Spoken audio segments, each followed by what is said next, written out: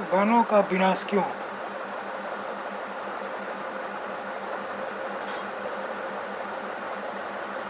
सन 1600 में हिंदुस्तान के कुल भूभाग के लगभग छठे हिस्से पर खेती होती थी।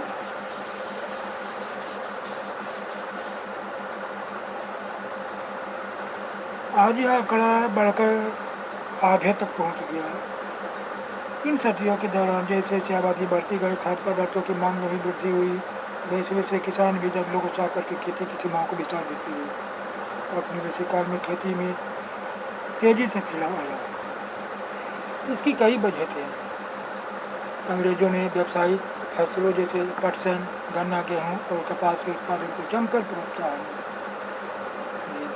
19वीं सदी के यूरोप में बढ़ती शहरी आबादी का पेट भरने के लिए खाद्यान्न और औद्योगिक उत्पादन के लिए कच्चे माल की जरूरत थी, लिहाजा इन फसलों की मांग में इजाफा हुआ।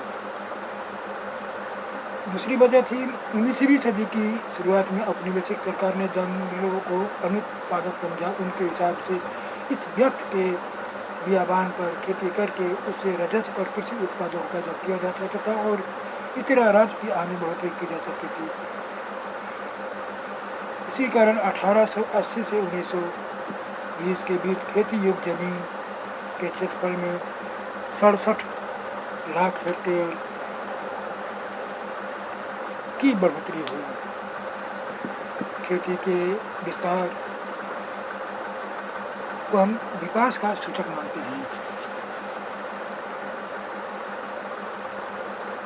जमीन को जोतने के पहले जंगलों की कटाई करनी पड़ती है। 19वीं सदी की शुरुआत तक इंग्लैंड में बलूत ओक के जंगल लुप्त होने लगे थे। इसकी वजह से शाही नौसेना के लिए लकड़ी की आपूर्ति में मुश्किल खड़ी हुई। मजबूत और टिकाऊ लकड़ी की नियमित आपूर्ति के बिना अंग्रेजी जहाज भला कैसे बन सकते थे और जहाज़ों के बिना शाही सत्ता कैसे बचाई और बनाई जा सकती थी। 1820 के दशक में खोजी दस्ते हिंदुस्तान की वन संपदा का अन्वेषण करने के लिए भेजे गए। एक दशक के भीतर बड़े पैमाने पर पेड़ काटे जाने लगे और भारी मात्रा में लकड़ी का हिंदुस्तान से निर्यात होने लगा।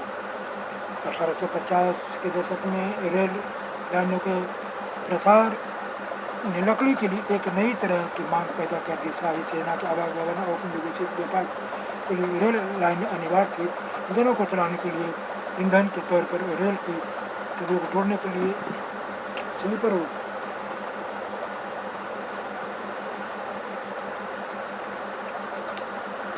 के रूप में लकड़ी की भारी जरूरत थी। एक मील लंबी रेल की पटरी के लिए 1760 से 2000 स्लीपरों की आवश्यकता पड़ती थी। भारत में रेल लाइनों का जाल 1860 के दशक में तेजी से फैला। 1890 तक लगभग 25,500 किलोमीटर लंबी लाइनें बिछाई जा चुकी थी। 1946 में इन लाइनों की लंबाई 7,65,000 किलोमीटर तक बढ़ चुकी थी। रेल लाइनों के प्रसार के साथ साथ बड़ी तादाद में पेड़ भी काटे गए।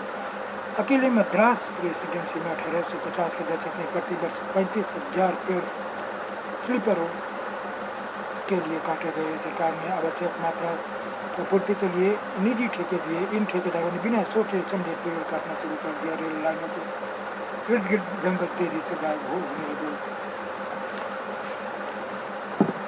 बागान यूरोप में चाय, कॉफी और रबड़ की बढ़ती मांग को पूरा करने के लिए इन वस्तुओं के बागान बने और इनके लिए भी प्राकृतिक वनों का एक भारी हिस्सा साफ किया गया।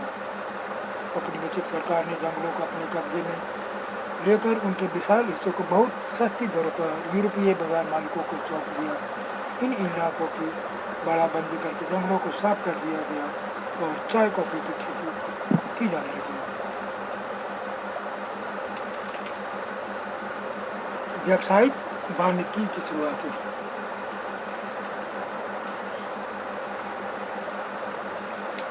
अंग्रेजों को इस बात की चिंता थी कि स्थानीय लोगों द्वारा जंगलों का उपयोग और व्यापारियों द्वारा पेड़ों की अंधाधुंध कटाई से जंगल नष्ट हो जाएंगे।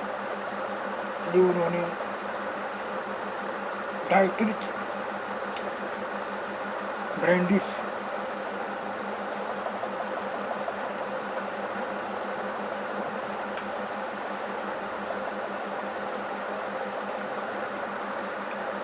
नामक जर्मन विशेषज्ञ को इस विषय पर मशविरे के लिए बुलाया और उन्हें देश का पहला वन महानिदेशक नियुक्त किया गया। ब्रांडिस ने महसूस किया कि लोगों को संरक्षण विज्ञान में प्रशिक्षित करना और जंगलों के प्रबंधन के लिए एक व्यवस्थित तंत्र विकसित करना होगा। इसके लिए कानूनी मंजूरी की जरूरत पड़ेगी। वन संपदा के उपयोग संबंधी नियम तय करने पड़ेंगे। पेड़ों की कटाई और पशुओं को चराने से गतिविधियों पर पाबंदी लगाकर ही जंगलों को लकड़ी उत्पादन के लिए आरक्षित किया जा सकेगा। इस तंत्र की अवमानना करके पेड़ काटने वाले किसी व्यक्ति को सजा का भागी बनाना होगा। इस तरह ब्रांडिस ने 1864 में भारतीय वन सेवा की स्थापना की और 1865 में भारतीय वन अधिनियम को सूत्रबद्ध करने में सहयोग दिया। इंपीरियल फॉरेस्ट रिसर्च इंस्टीट्यूट की स्थापना 1906 में देहरादून में हुई। यहाँ जिस परिस्थिति की शिक्षा दी जाती थी उन्हें वैज्ञानिक वानिकी साइंटिफिक फॉरेस्ट्री कहा गया। लेकिन आज परिस्थिति विशेषज्ञों सहित या तो लोग मानते हैं कि यह कतई वैज्ञानिक नहीं है। भारतीय वैज्ञानिक वानिकी के नाम पर विविध प्रजाति वाले प्राकृतिक वनों को काट डाला गया। इनकी जगह सीधी पंक्ति में एक ही किस्म के पेड़ लगा दिए गए। इसे बागान कहा जाता है। वन विभाग के अधिकारियों ने जंगलों का सर्वेक्षण किया। विभिन्न किस्म के पेड़ों वाले क्षेत्र को नाप जो कि और वन प्रबंधन की योजनाएं बनाई गई। उन्होंने ये तय किया कि बागान का कितना क्षेत्र प्रति वर्ष काटा जाएगा। कटाई के बाद खाली जमीन पर पुनः पेड़ लगाए जाने थे ताकि कुछ ही वर्षों यह क्षेत्र पुनः कटाई के लिए तैयार हो जाए। 1865 में वन अधिनियम के लागू होने के बाद इसमें 2 बार संशोधन किए गए। पहला संशोधन 1878 और दूसरा 1927 में। 1878 वाले अधिनियम में जंगलों को 3 श्रेणियों में बांटा गया: आरक्षित, सुरक्षित और ग्रामीण। सबसे अच्छे जंगलों को आरक्षित वन कहा गया। गाँव वाले इन जंगलों से अपने उपयोग के लिए कुछ भी नहीं ले सकते थे। वे घर बनाने या ईंधन के लिए केवल सुरक्षित या ग्रामीण वनों से ही लकड़ी ले सकते थे। तो लोगों का जीवन ये सब इसे प्रभावित हुआ। एक अच्छा जंगल कैसा होना चाहिए इसके बारे में वनपालों और ग्रामीणों के विचार बहुत अलग थे। जहाँ एक तरफ ग्रामीण अपनी अलग अलग जरूरतों जैसे ईंधन, चारे और पत्तों की पूर्ति के लिए वन में विभिन्न प्रजातियों का मेल चाहते थे, वहीं वन विभाग को ऐसे पेड़ की जरूरत थी जहाज़ों और रेलवे की इमारती लकड़ी मुहैया करा सके। ऐसी लकड़ियाँ जो सख्त, लंबी और सीधी हो। इसलिए सागौन और साल जैसी प्रजातियों को प्रोत्साहित किया गया। दूसरी किस्में काट डाली गई। वन इलाकों में लोग कंदमूल, फल, पत्ते आदि वन उत्पादों का विभिन्न जरूरतों के लिए उपयोग करते हैं। फल और कंद अत्यंत पोषक खाद्य हैं, विशेषकर मानसून के दौरान जब फसल कटकर घर न आई। दवाओं के लिए जड़ी बूटियों का इस्तेमाल होता है। लकड़ी का उपयोग हल जैसे खेती के औजार बनाने में किया जाता है। बाँस से बेहतरीन बाड़ें बनाई जा सकती है और इसका उपयोग छतरी और टोकरे बनाने के लिए भी किया जा सकता है। सूखे हुए कुल्हाड़े के खोल का प्रयोग पानी की बोतल के रूप में किया जा सकता है। जंगलों में लगभग सब कुछ उपलब्ध है। पत्तों को जोड़कर खाओ फेंको किस्म के पत्तल और जोड़े बनाए जा सकते हैं।